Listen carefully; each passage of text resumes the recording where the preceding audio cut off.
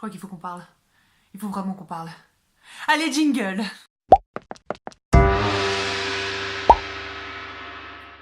Il y a quelques mois, je voulais faire une vidéo 2 pour le régime et je ne l'ai pas faite parce que j'ai eu la flemme et pas envie. Et j'étais censée commencer cette vidéo en vous disant wouhou, ça y est, j'ai atteint mon objectif de poids! Et la raison pour laquelle je fais cette vidéo maintenant, c'est parce que j'en ai repris.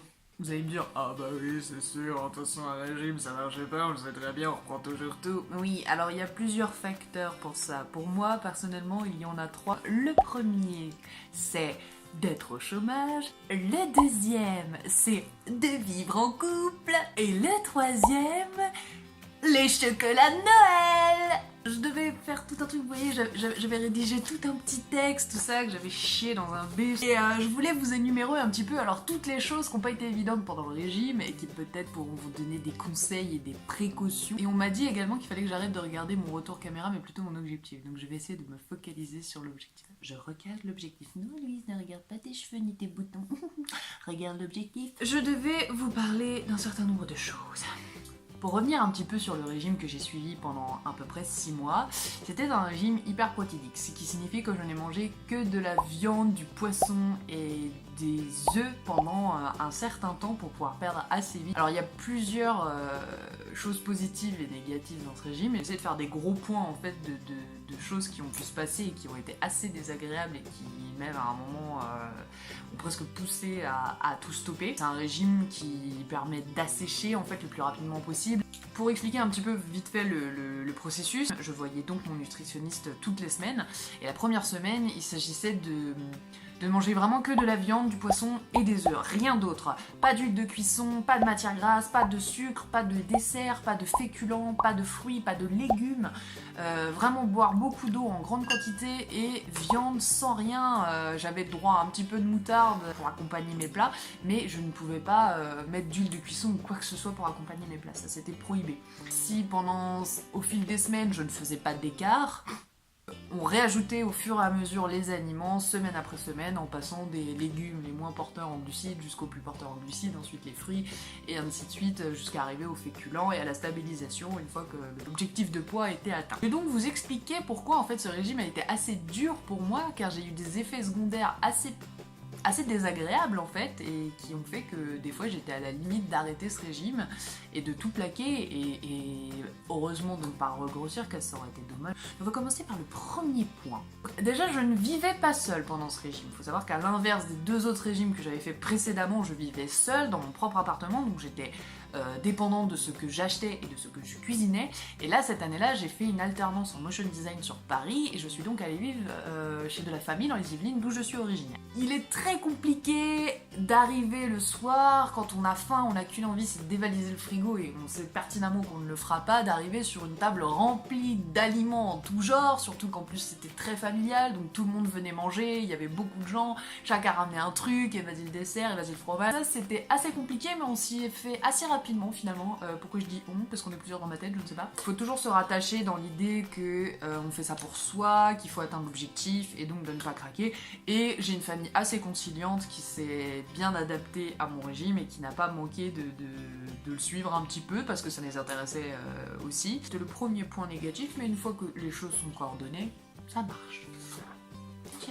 Le point numéro 2, comme je l'ai dit précédemment, je suis en alternance, ce qui signifie être à l'école, être au travail, heures sup, devoirs. Pour ceux qui sont dans ma branche, vous saurez qu'on a souvent beaucoup de projets en même temps. C'est un métier également réputé stressant, donc il est vrai que pour altérer au stress, en général, pourquoi je fais ça ? En général, on aime bien manger quelque chose de consistant, de sucré, quelque chose qui va nous réconforter. Et là, bien évidemment, ce n'est pas possible, car tu es prohibé. Le prohibition du sucre. Ils auraient pas dû faire l'alcool, ils auraient dû faire le sucre.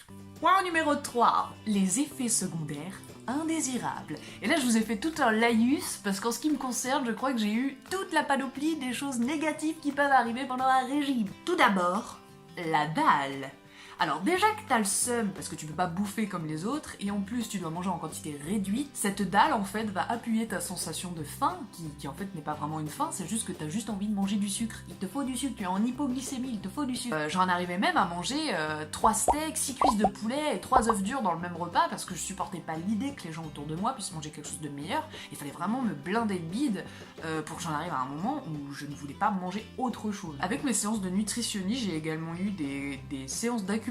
Je sais pas exactement si ça marche parce qu'en soi c'était juste un pistolet en métal qu'on me mettait dans l'oreille, il y avait un son étrange, genre rencontre du troisième pays. Je sais pas si ça marche, mais c'est vrai que quand je n'y allais pas pendant 2 semaines, je ressentais la sensation de faim plus forte que d'habitude. Alors maintenant, est-ce que c'est psycho ou pas?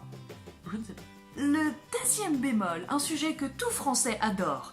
Les règles. Je sais qu'aborder ce sujet c'est toujours un peu compliqué parce qu'il y a des gens qui se sentent mal à l'aise, genre oh non, on parle du fait qu'il y a du sang qui sort de ta chatte, c'est dégueulasse. On va dire que sur à peu près 3 mois de régime, j'ai eu mes règles 1 semaine sur 2. Vous savez, c'est comme les enfants. Il y a des gens qui se partagent les enfants 1 semaine sur 2, bah moi c'était pareil avec mes règles. Mes règles partaient 1 semaine sur 2. Vers mon ex-ovaire, je ne sais pas. Donc bien évidemment, qui dit la dalle dit fatigue, frustration, et qui dit règle dit fatigue et énervement. Ce qui nous donne la jolie somme de la déprime. Alors, beaucoup seront un peu divisés sur ce point-là, qui est la déprime. J'en ai parlé à mon nutritionniste, j'en avais également parlé à mon autre nutritionniste. Cela affirmait que c'était dans ma tête, enfin que c'était pas un sentiment que j'étais censée ressentir pendant le régime.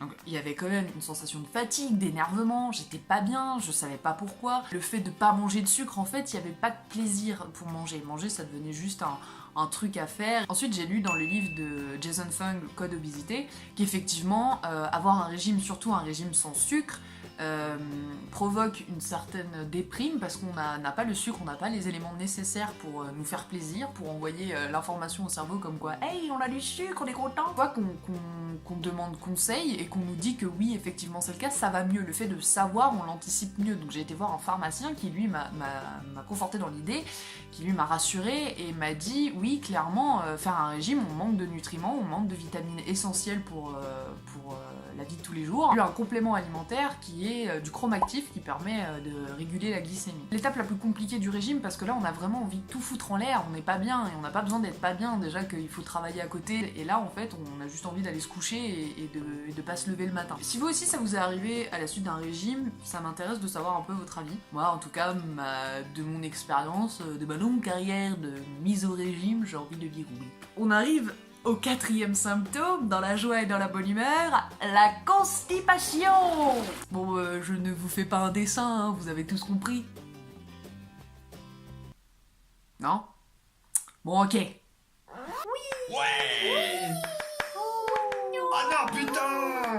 Allez, c'est le dernier symptôme et après je vous laisse tranquille. La perte de poids là où on ne la voudrait pas. Bien évidemment, on ne perd pas directement là où on voudrait dès le départ. Moi personnellement, je voulais perdre du ventre et du bas-ventre. À cela, mon corps a répondu « Mais non, mais jamais tu perdras au niveau du ventre en premier. On te fera perdre un petit peu dans les bras, un tout petit peu dans les cuisses, mais surtout, on va commencer par tes seins, et puis ton cul, et là, quand tu seras plate, on attaquera le ventre. » Quand on a été habitué à avoir une forte poitrine pendant des années, c'est vrai que c'est un petit peu dommage de voir ça s'éclipser. C'est comme dire au revoir à un être proche, qu'on sait qu'on va pas le revoir avant longtemps, mais qu'on l'aimait bien, on aimait bien passer du temps avec.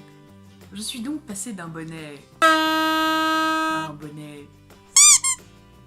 Alors bien évidemment vous allez me dire mais c'est pas ce qu'elle veut celle-là, elle veut perdre du poids, elle en perd partout, elle est pas contente, mais elle va nous faire chier longtemps avec ses vidéos sur YouTube qui servent à rien. Et non, car la vérité c'est que je suis très contente d'avoir perdu du poids, d'avoir enfin perdu ce poids. Et quand j'ai écrit ce texte il y a quelques mois, j'étais en pré-stabilisation. J'ai été jusqu'à maintenant en stabilisation et ça marchait grandement bien. J'avais atteint le poids de 78 kg et je m'y tenais. Il y a eu les fêtes de Noël.